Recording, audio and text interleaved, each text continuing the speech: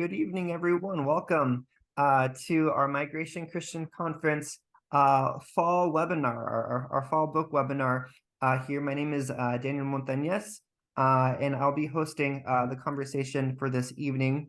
This evening, we have the privilege of having Karen González join us tonight. I'll share a little bit about her in a little bit. I'll read her bio for you. But for those of us who are joining tonight, you'll have the opportunity to listen, have a time to listen to her share about her new book, which I have right here, Beyond Welcome, Centering Immigrants and Our Christian Responses to Immigration. I just finished it yesterday, and I must say that it is phenomenal. I think it is a foundational work for us who are thinking theologically about immigration. So this evening, you'll have the opportunity to hear her share about this new resource. And then you'll actually have the opportunity to engage with her in some time of Q&A, question and answer. We want to make sure to leave enough time for that for us to engage with her. So as she presents, if you have any questions that may come to mind during that time, feel free to write them down, and we'll be sure to have plenty of time to do that. So Karen González, she's a writer, speaker, and immigrant advocate who immigrated from Guatemala as a child. She has worked in the nonprofit sector for more than a decade, and is the author of The God Who Sees, the Bible, Immigrants, and the Journey to Belong, and most recently, Beyond Welcome. So if you could do me the favor and join me in welcoming Karen González. Thank you. Thank you, Daniel, and thanks for giving up your evening to join us tonight. It's great to be here with you all. It's always like people always want to ask me like, what is giving you hope? And they always expect me to say, I don't know, some legislation or something like that. But really, it's groups like this where people really care and want to come together to know how to better love and care for their neighbors in vulnerable situations. So thank you for being here. And this book was born actually in a workshop. So after I wrote my first book, I created this workshop. I was a teacher by profession. That was my first life. And so I created this workshop because I ended up talking to a lot of groups of people who already welcomed immigrants and refugees, already cared deeply about the topic. But there's like a, well, what's from here? What do we do from here? We already welcome, we already care. What's next? And so this is where this book was born. So I want to share with you a little bit of that workshop, just about 15 minutes of it, not all of it. See if I can share my screen here with you. And you should see the Beyond Welcome there. And so this is what I called it. And this is what, believe it or not, it's not what I wanted to call the book, but I did want to call it Reimagining the Immigration Conversation. So let's talk a little bit about this.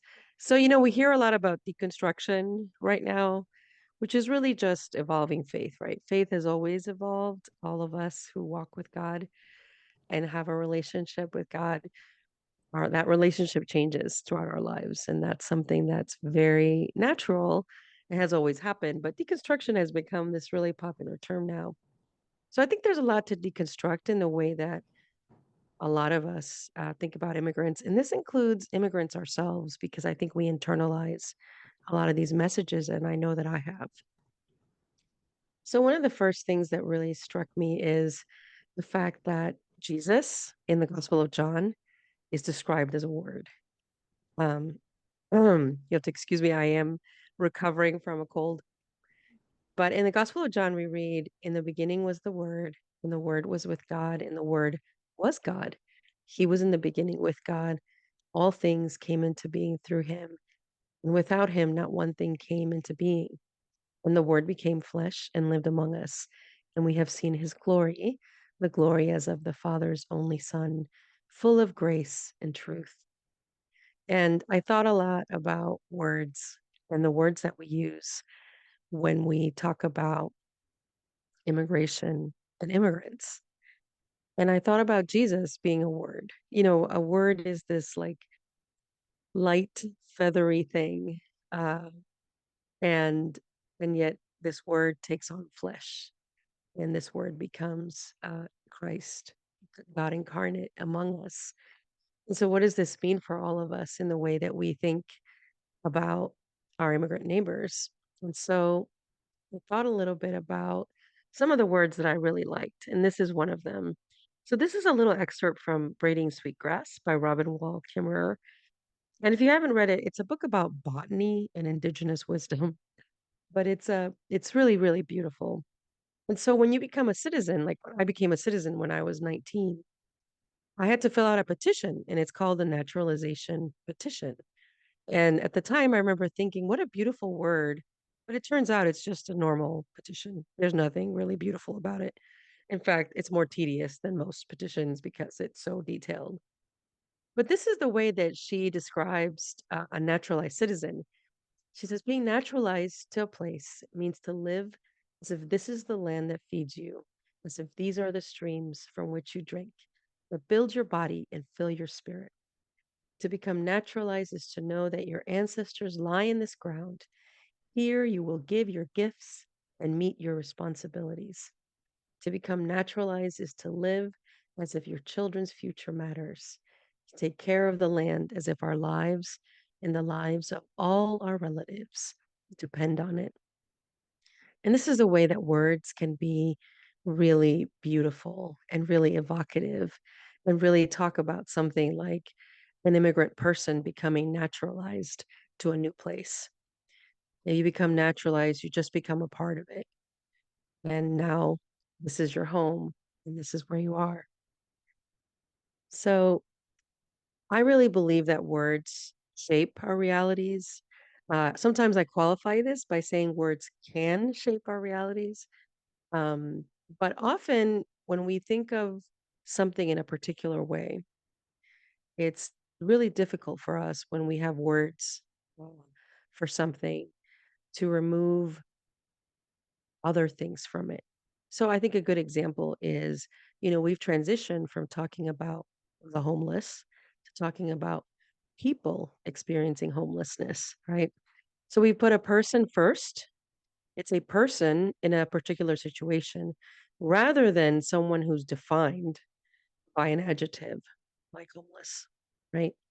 And I think it's really the same with a lot of the words that we use when we talk about immigration.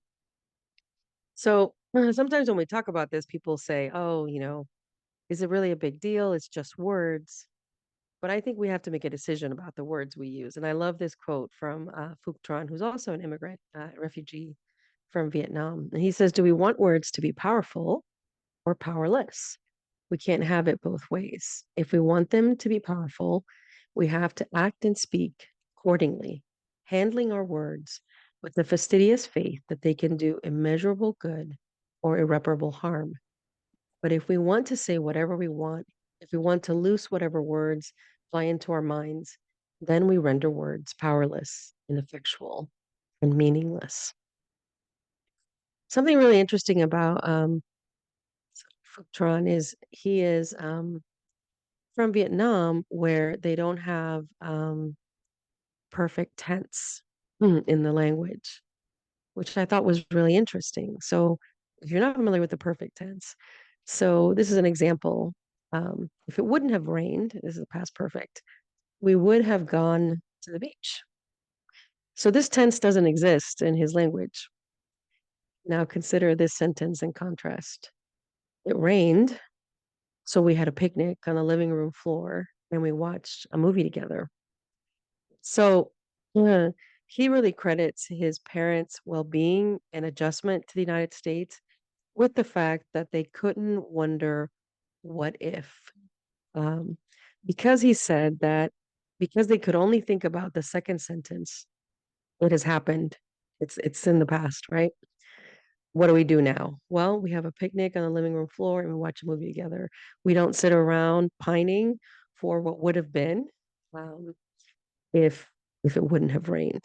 And so, the first sentence communicates a sense of disappointment and sadness and longing, right? The second sentence communicates a resiliency, a flexibility, and adaptability. And this is the way that words can work.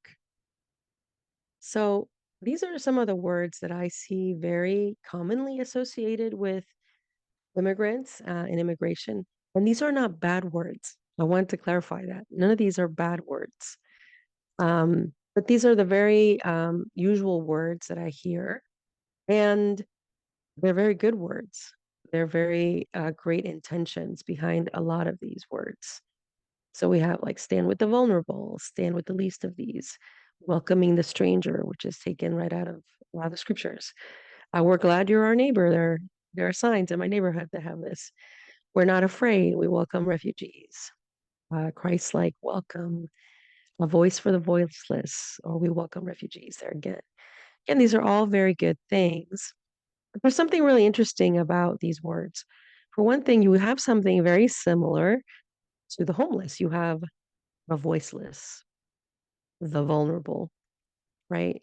So again, humanity's been removed and people have just become voiceless. Humanity's been removed and people are just the vulnerable rather than the fact that their voice was taken away, or maybe they are preferably unheard, or they've been made vulnerable by particular policies, or they're in a vulnerable situation, maybe because of a natural disaster or an economic situation. So we have some of these words that remove humanity, and we have other words that I think are really interesting. So we have like we welcome refugees, which is I support. We're glad you're our neighbor. I support that too. But we have a subject there and we have an object. We is the subject and refugees are the object. If you're talking about English grammar, the same thing with we're glad you're our neighbor. So we are the ones that are glad. We are the subject, and you are the object. We're subject complement here. Our neighbor, you are.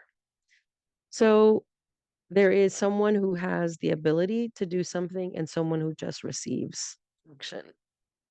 And I think that's a really interesting way that we're using words in this situation.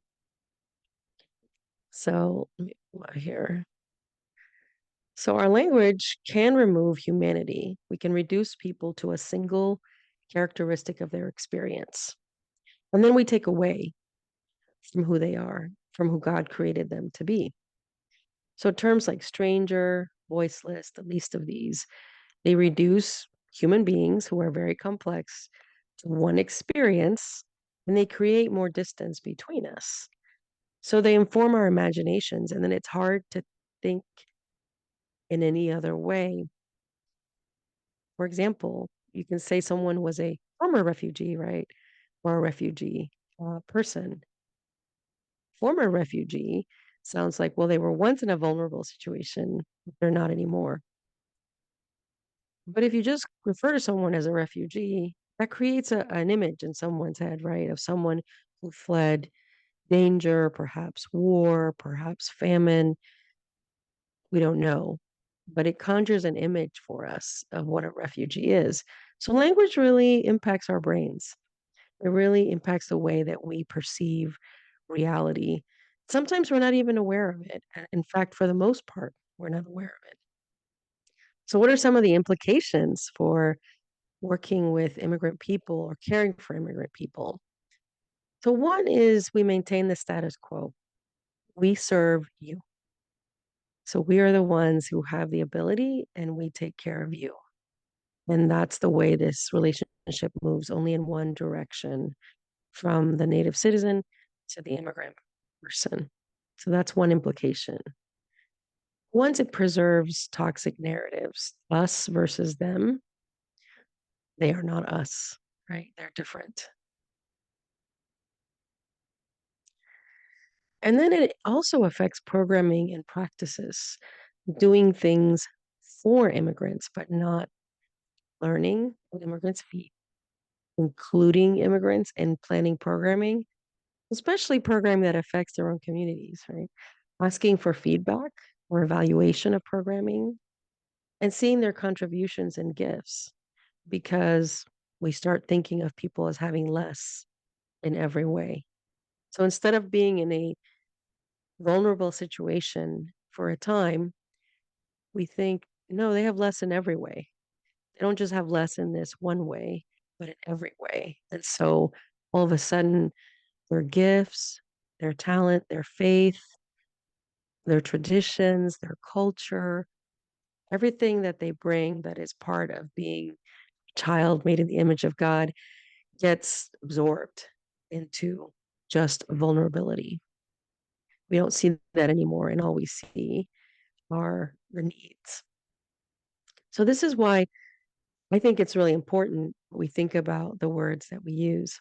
There's a church here in Baltimore that, Baltimore used to be big immigrant town for a lot of years through the, early part of the 20th century.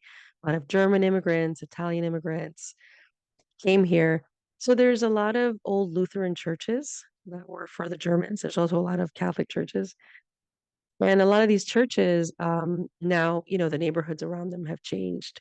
And so there's one in particular in my area where the neighborhood is now Central American. There's these old Lutheran churches there.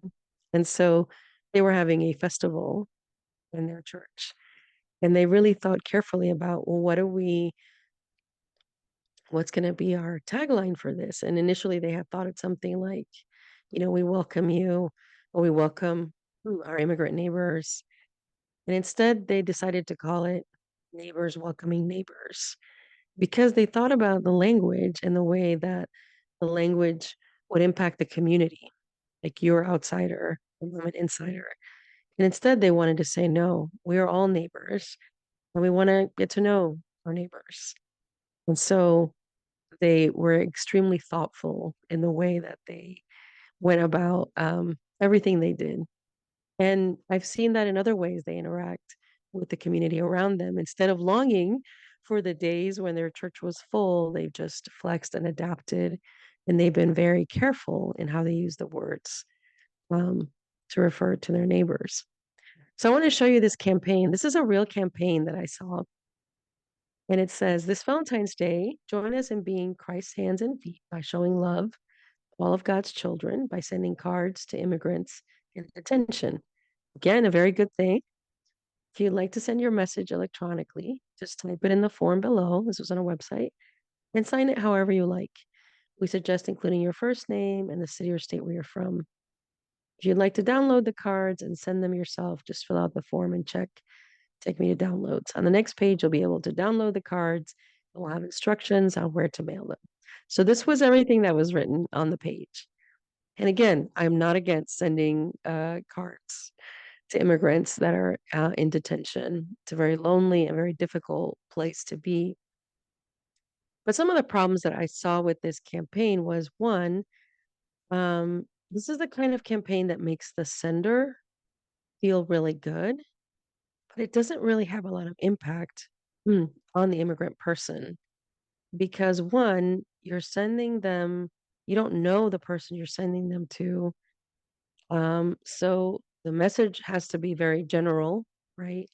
Because it can't be very detailed when you don't know who it's going to. So it's just going to a random immigrant person in detention and you don't know them. They'll never know you. You send it off and it's gone. And so again, the intent is very good, but the impact really is only for the person sending the good impact. Person receiving it, we don't even know which immigrants are receiving this. There are immigrants from all over the world in detention. Do they even celebrate Valentine's Day? Do they know what it is? Will this mean anything to them? Right. So these are some of the things to consider. Again, it's not harmful. And I'll be honest with you, I've participated in campaigns like these in the past. So I don't think people are bad because they've done this before, but I think we can do things a little bit better. And I think once we know better, right, that's what um, was famously said by Maya Angelou. Once we know better, we do better. So there's another campaign. I can show it to you later. Another thing that I saw was this idea of the good immigrant. And this will be the last thing I share with you here. But there's a lot of ways in which people think about what is a good immigrant and what is not. And you can hear it in the kind of stories that people tell about immigrants and working in advocacy. I know I told particular kinds of stories about immigrants. So you have a refugee with no choice, hardworking, contributes to the economy, so exists to serve white people in particular, cleaning lady, a gardener, farm worker, migrated legally and is law abiding, never access public benefits, keeps their head down, never criticizes the new country. They're like my ancestors. They came on a boat in another century. They're grateful, speak fluent English somehow. They assimilate fully.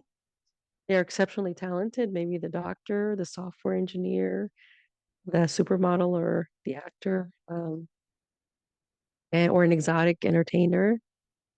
And so these are some of the myths that exist. Now, this is not a myth that we speak about out loud.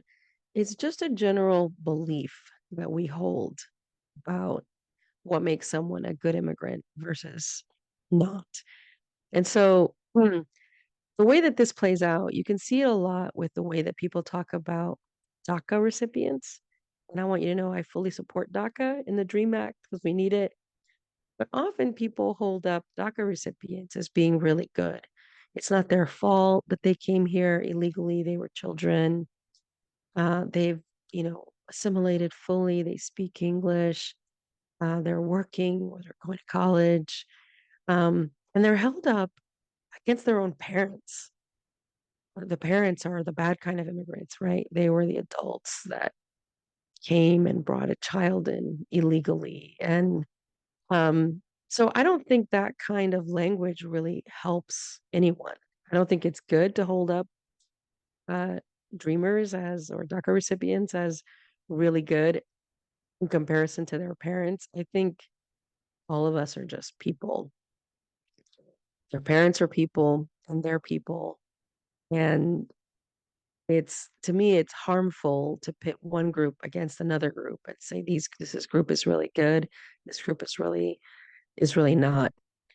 I grew up in Florida, and there's a lot of Cubans in Florida when I was growing up. And often, they were held up as good immigrants because they had been refugees that came, fleeing persecution from the Castro regime. And they were held up against Central American immigrants, Mexican immigrants, Haitian immigrants, as they were not the good immigrants, right? They were, and when I was younger, I even let people assume sometimes that I was Cuban because people had such a favorable view of Cubans versus other immigrants. So it's very real, but it's insidious because it sort of flies under the radar. So I'm going to end with this slide here. I think it's when we think about something like a good immigrant, we have to consider, is it biblical or even practical to think about people in this way? How does it affect the way that we think about immigrants? And how does it square with the image of God and with the Imago Dei? And how does it affect immigrants to be under this kind of scrutiny, to feel like there's a rubric of worthiness they have to meet before they're worthy of inclusion and belonging? So I'm going to stop there. And Daniel, I'm going to hand it back to you.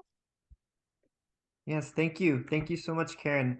Wow, so many thought-provoking insights that you've just given to us. Thank you for taking the time to introduce us into this idea of what does it mean to move beyond welcome. And I think your title is a play on words in many different ways.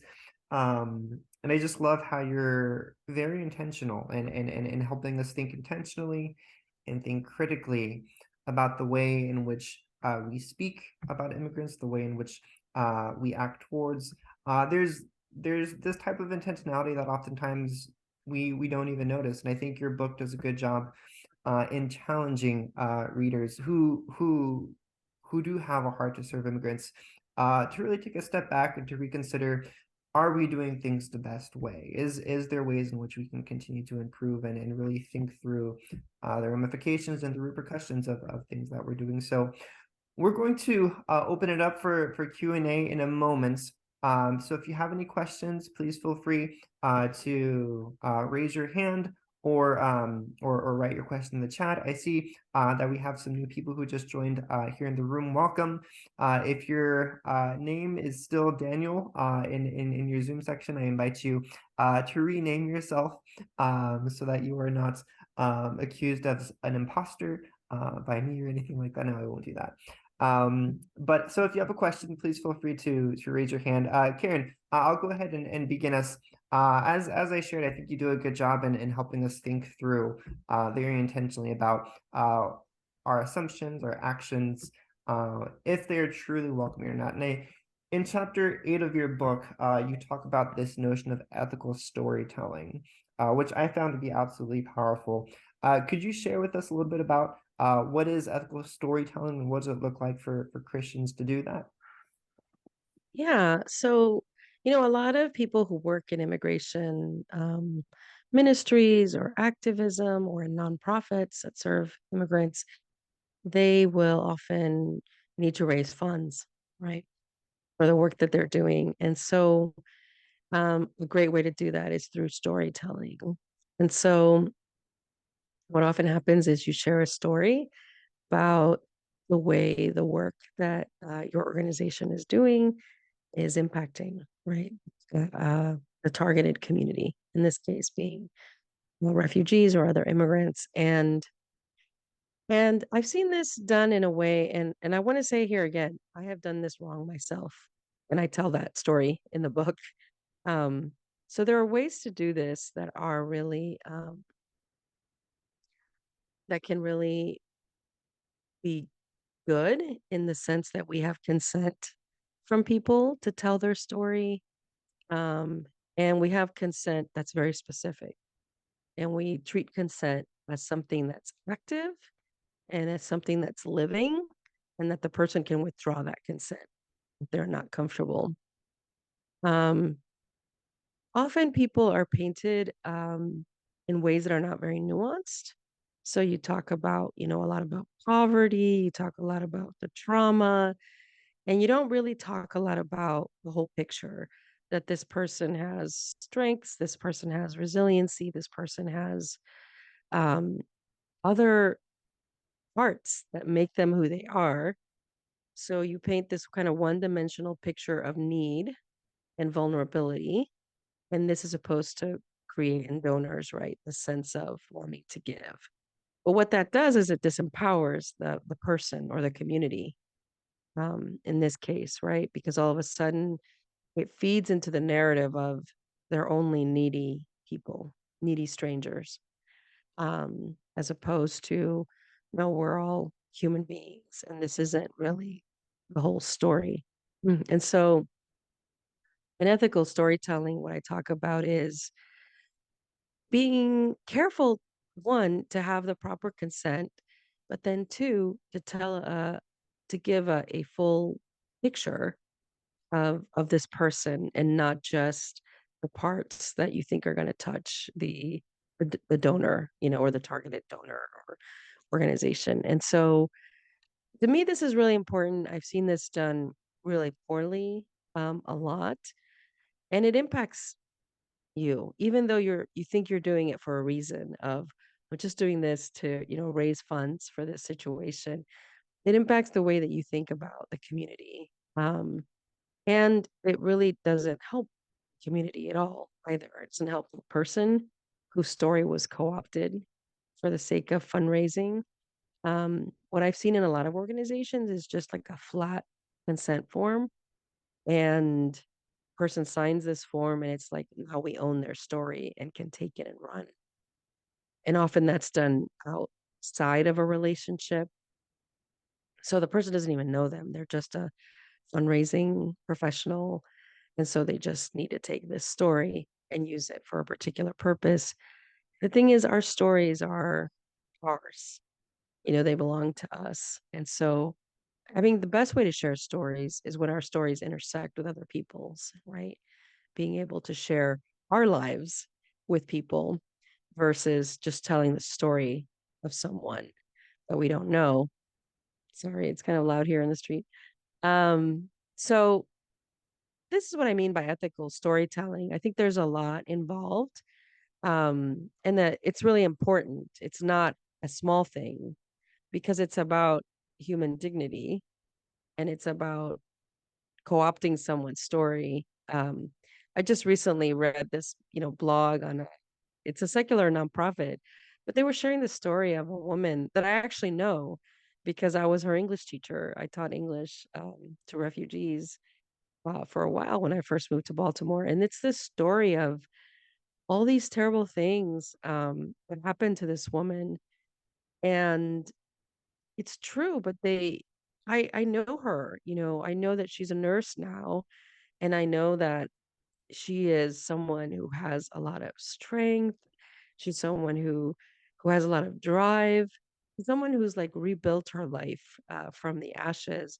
You wouldn't know it in this blog that I read. You would think, you know, that she was just a victim of sexual violence, a victim of war, and not someone who has any kind of agency at all. And that's what I'm talking about is okay, you can tell the truth about what happened to this person. We don't want you to lie, but then give the whole picture about this person's life. So, yeah, it's really important to me. And I know, a lot of people I know who work in fundraising really push back at this because they're like, basically, they think the ends justify the means. But I know people who work in fundraising who practice ethical storytelling and are still able to raise the funds that they need. So it's not as if it's one or the other, right? We can do this. It does require more time and more care, but it's an important thing not to just use people's stories um, to justify raising funds. Yes. Thank you. Thank you so much, Karen. At this time, we will open up the floor for questions. If you, this is your opportunity to have a conversation with Karen, the author. So feel free to either raise your hand just like this, or you can use the Zoom feature here to raise your hand. You may also write your question in the chat, and then once your hand is raised, you will be unmuted. And once you're unmuted, you can go ahead and engage.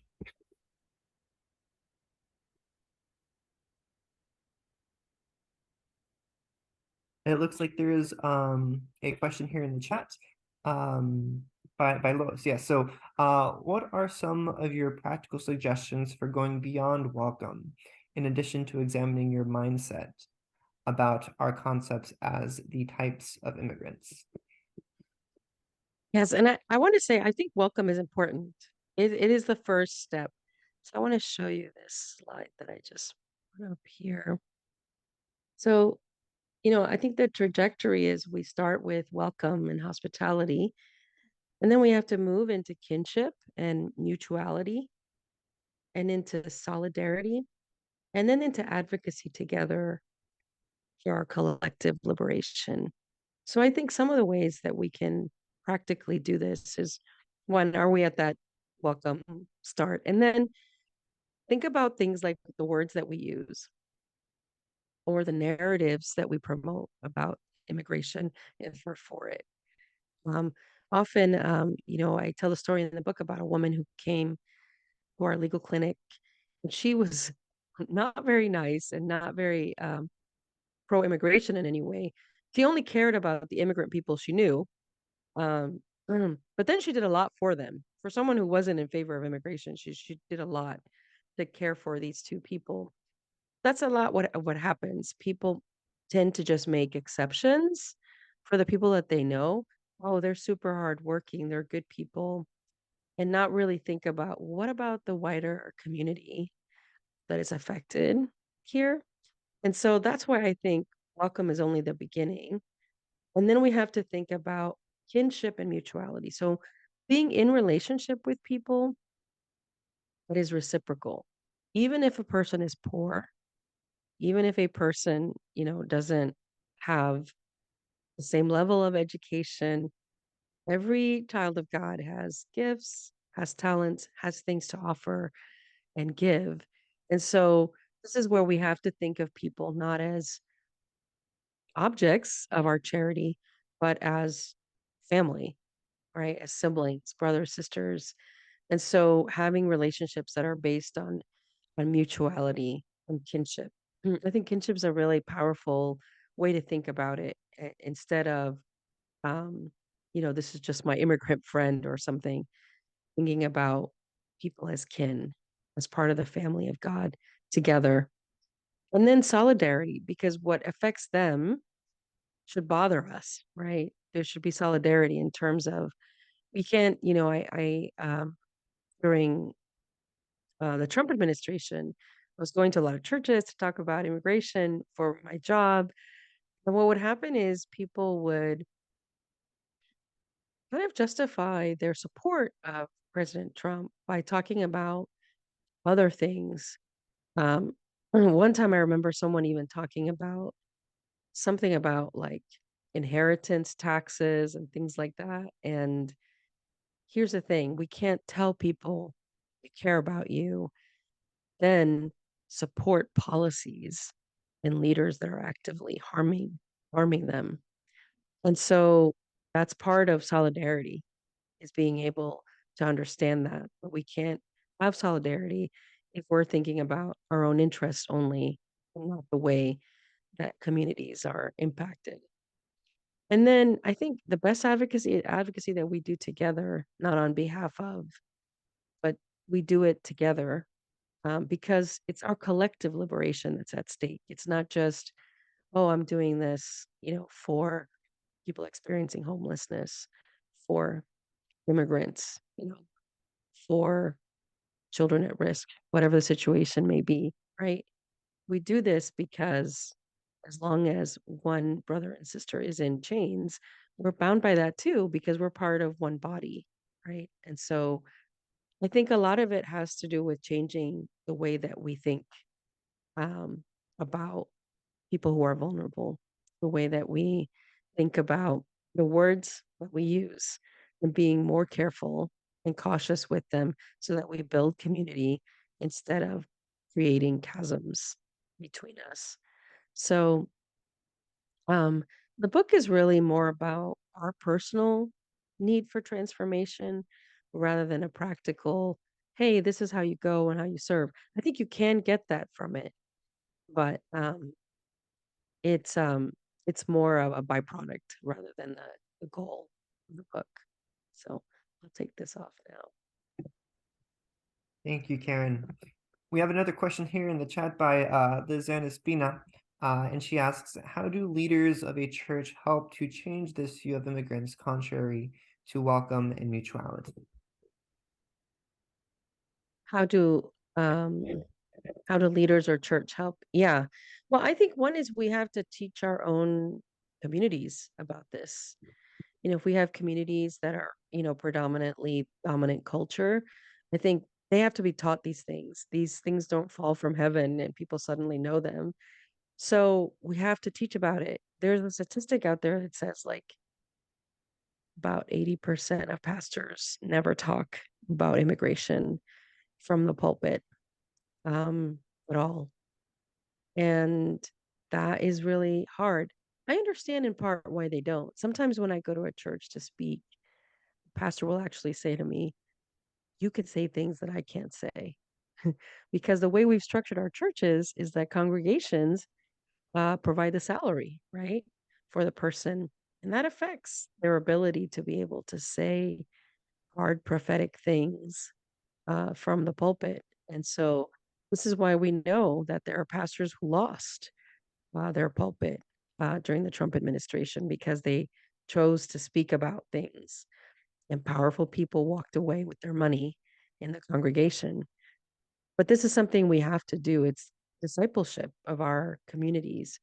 We can't just tell people what makes them happy and comfortable. And I think we can push people in ways that are gentle and encourage them uh, and not just beating them over the head, but we have to do it. And so, when I've gone to a lot of churches that invite me, sometimes they'll say, Um, they'll say, we're glad that you came. We read the book because we didn't know where to start about this. And sometimes, doing a Bible study on immigration can be good. And there's so many books now that provide these materials. And so in my first book, that's what I sought to do, is to help people to see that God does speak to immigration in the Bible and that there are immigrants in the Bible.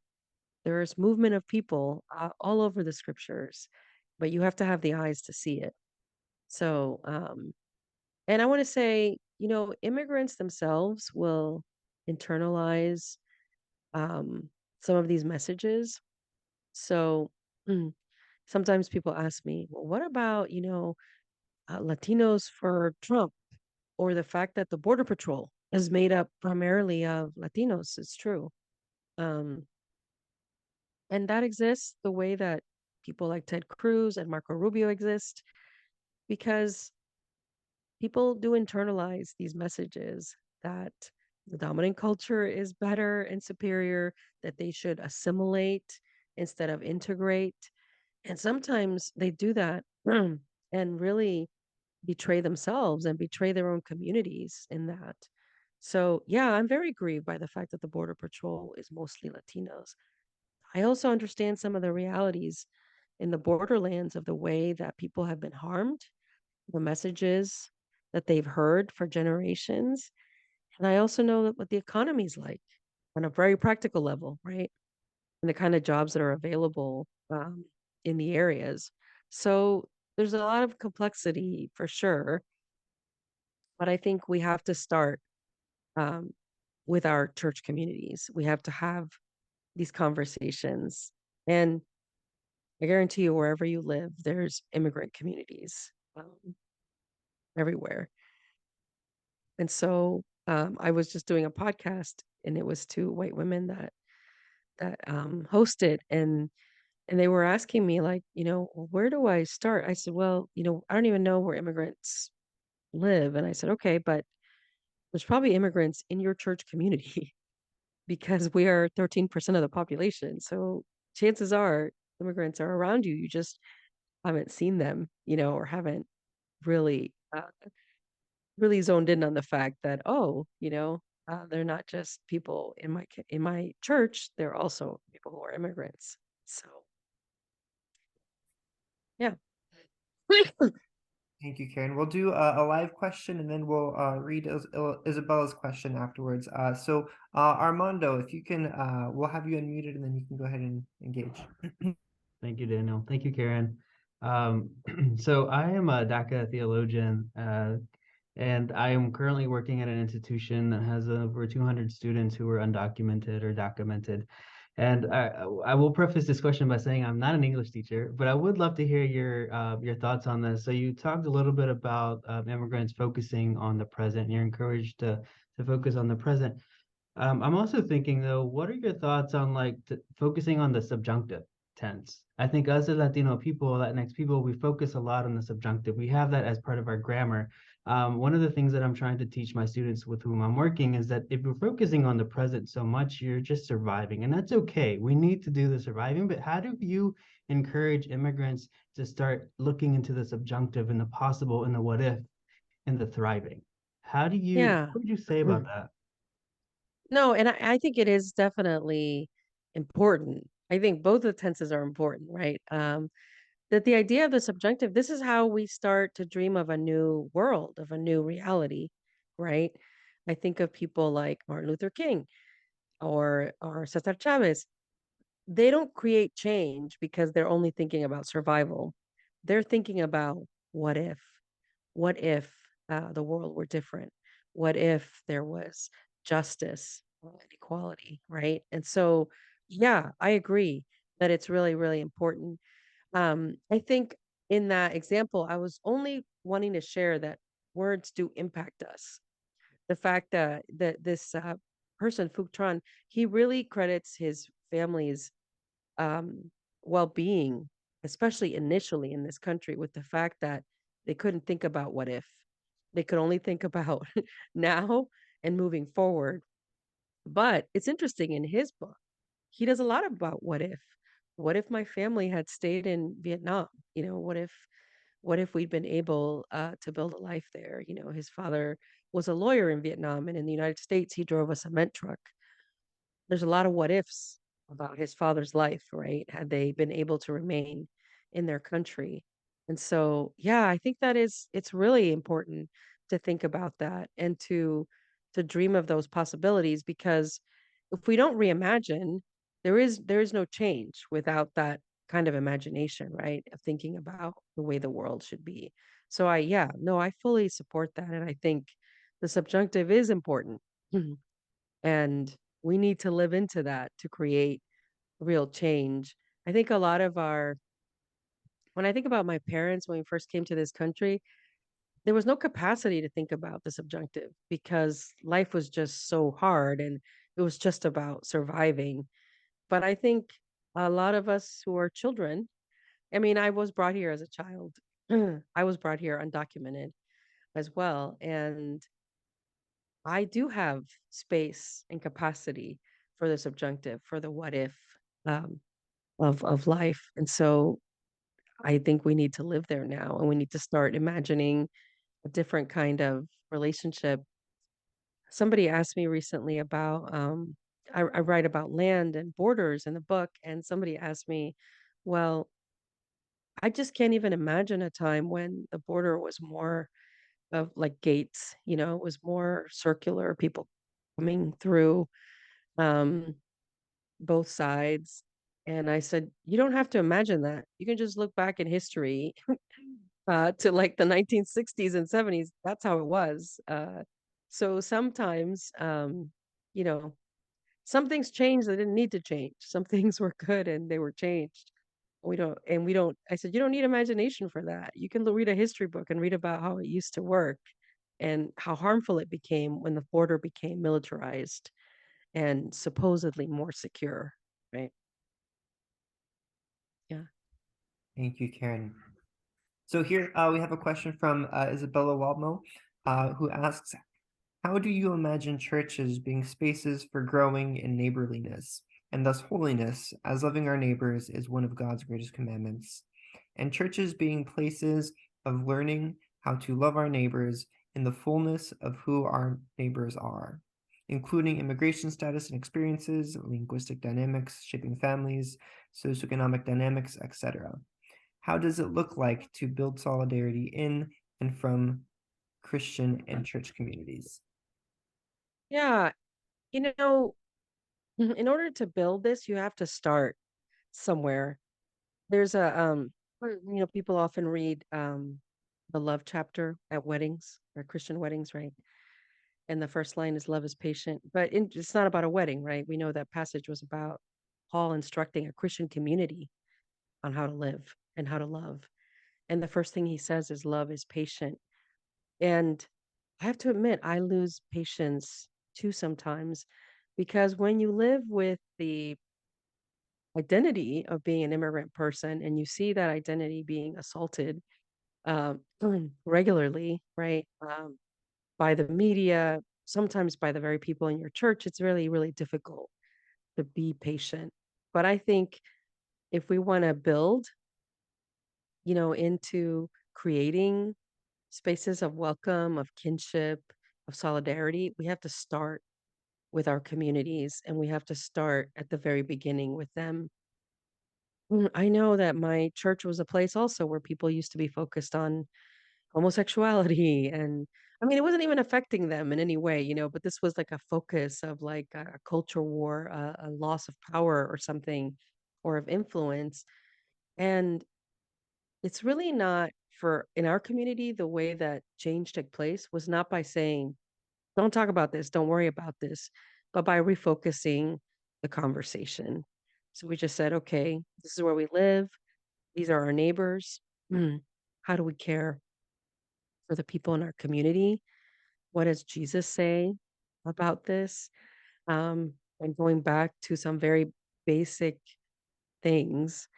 And it's interesting. My church it's an African American church. 'Cause Baltimore is a predominantly African American city.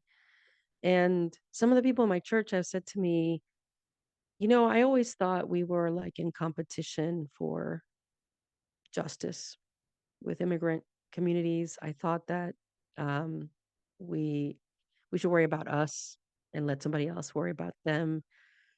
And in the work that we've been doing, I see that we can do this together. In fact, we're stronger if we unite together, to fight oppressive forces and oppressive systems because they affect all of us, not just some of us.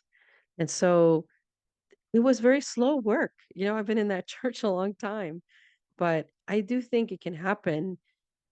I think some of what we get caught up in is in wanting the change, one to happen really fast.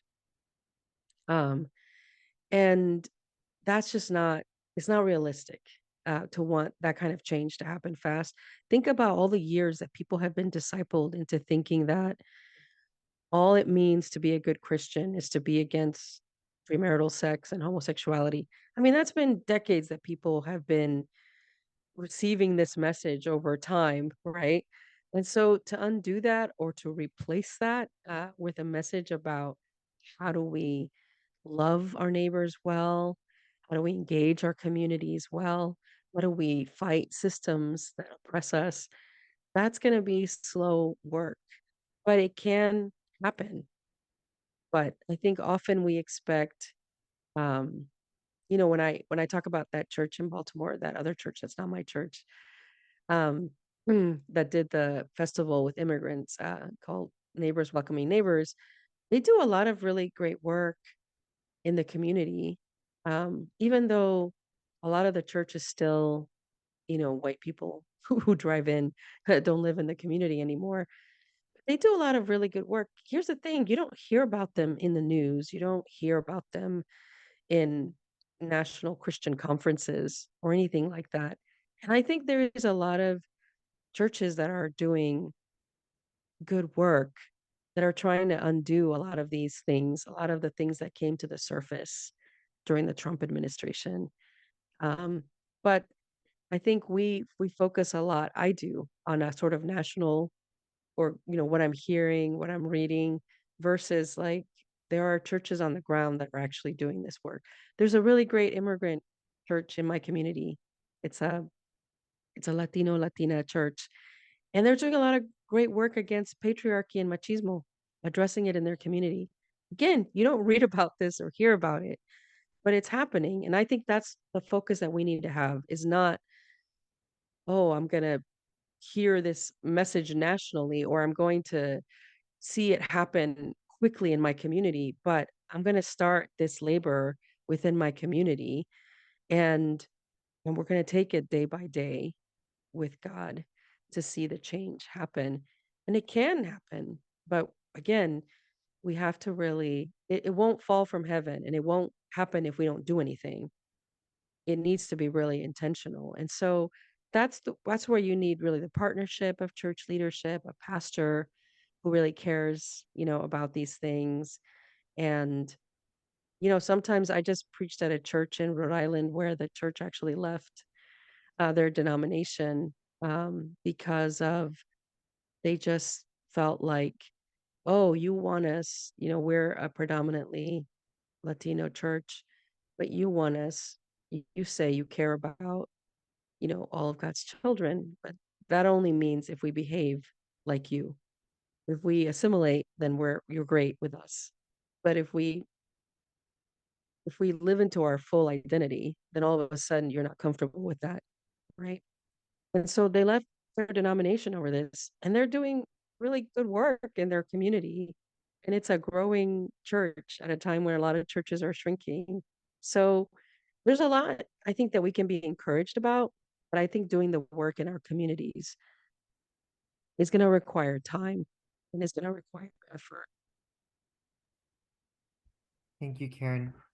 We have time for one more question, so I'm going to pass it on to Anne, and we'll have you unmuted and feel free to ask your question. Okay, can you hear me?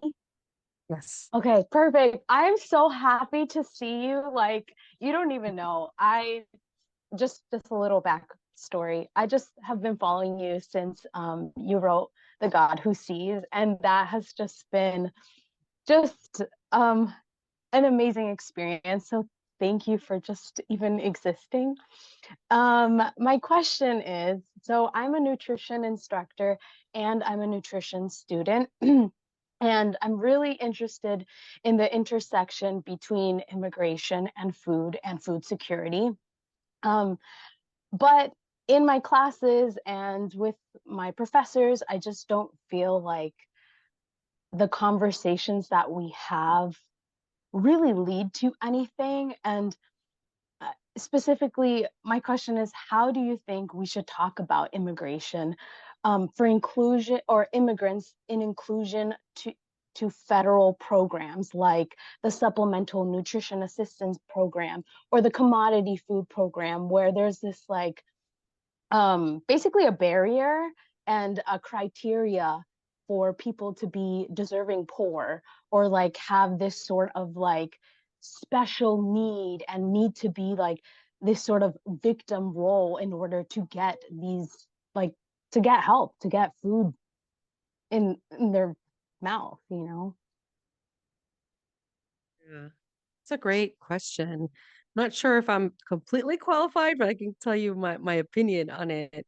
I think this idea of deserving poor um, is there's also right. It feeds into this whole idea of the good immigrant person, the person who deserves this versus the person who doesn't.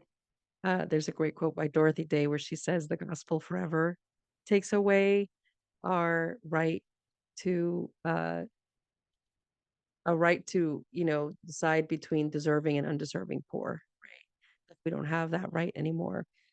But the fact is that's the way our government works, is that it this makes these decisions, and sometimes they're so confusing even, um, the way that, um, I think about it with, like, for example, the IRS and the Social Security Administration, they're happy to accommodate payments from undocumented immigrants, but DHS says they shouldn't be here. So you have these government agencies that are like working at cross purposes, and one is saying we want our money and the other one is saying no, these people shouldn't be here.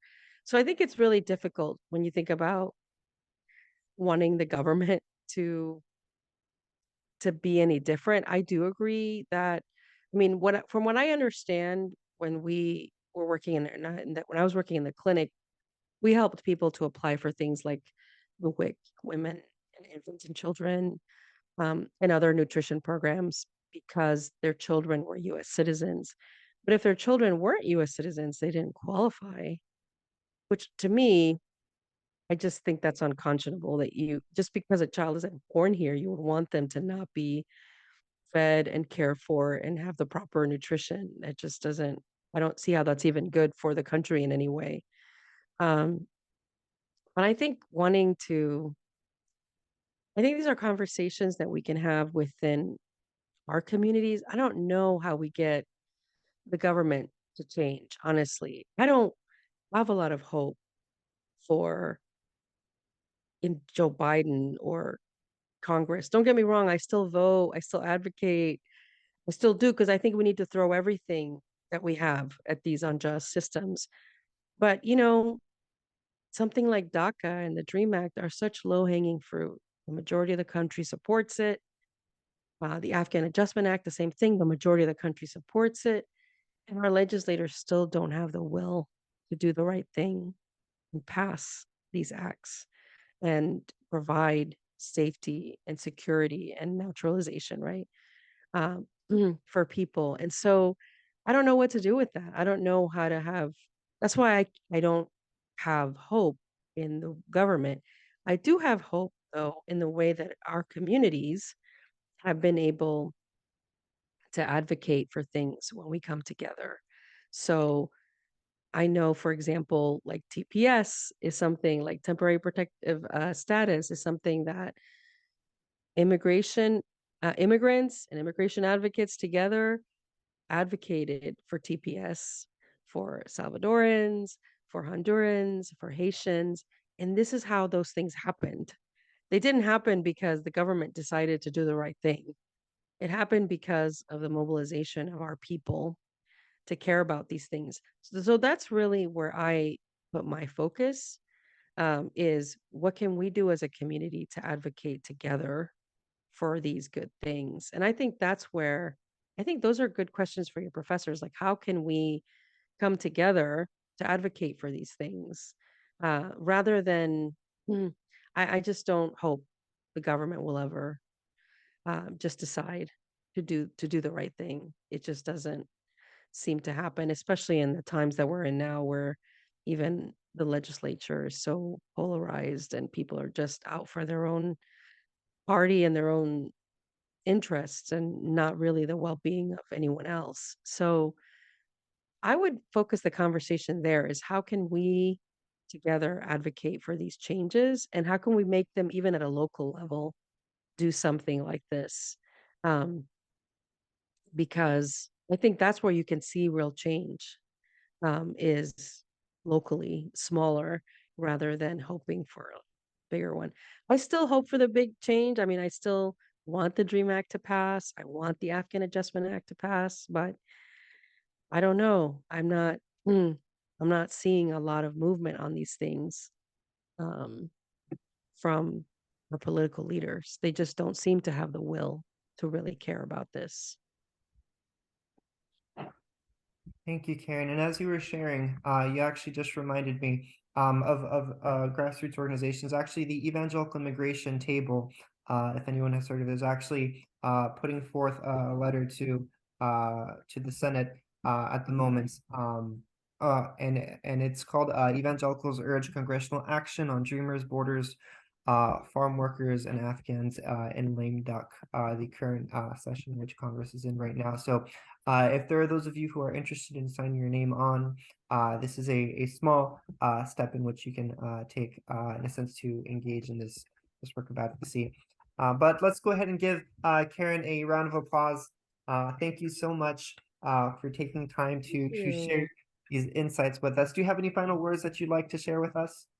No, I just want us to do the drawing. I don't want us to forget Yes. about it. Yes, let's do the drawing. So we have a drawing here for a free copy of the book Beyond Welcome.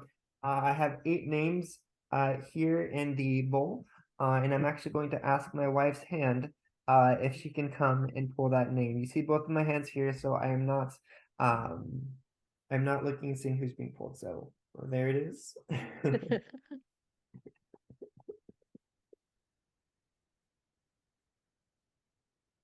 Okay, thank you. And the winner is Michelle Katarini Ramsundar. So congratulations, Michelle. If you could go ahead and shoot me over your mailing address, although I believe I might already have it, but send it just in case. We'll go ahead and get that out to you. For those of you who are interested in purchasing a copy of the book, we'll go ahead and put a link here in the chat section. It's available on Amazon, Bigger Books, Christian books distributors, and I believe wherever books are sold. Anywhere. So thank you once again, Karen, for this opportunity. And before we go, actually, something that we like to do is take a quick picture together to remember this our moment together. So I'll go ahead and give everybody a couple seconds if you'd like to turn on your camera just to give a quick smile. We'll do a screenshot together, and I'll go ahead and count it off. So we'll do 1, 2. Okay. We'll do it in 1. Let me give a couple seconds so people can people are still getting Aw, the hey, message, so kitty. I don't want to rush anyone. So great. All right. 1, 2, and 3. Alrighty. Thank you so much. Thank you everyone for being here. If you'd like to stay connected with Migration Christian Conference, you can follow us on social media, as well as our monthly newsletter. And we look forward to keeping you up to date with upcoming events, our latest content. This recording will be made available hopefully by tomorrow morning on our social media. So keep an eye out for that. Go ahead and share it with your friends. So thank you all for being here, and have a good evening. All right. Good night, everyone.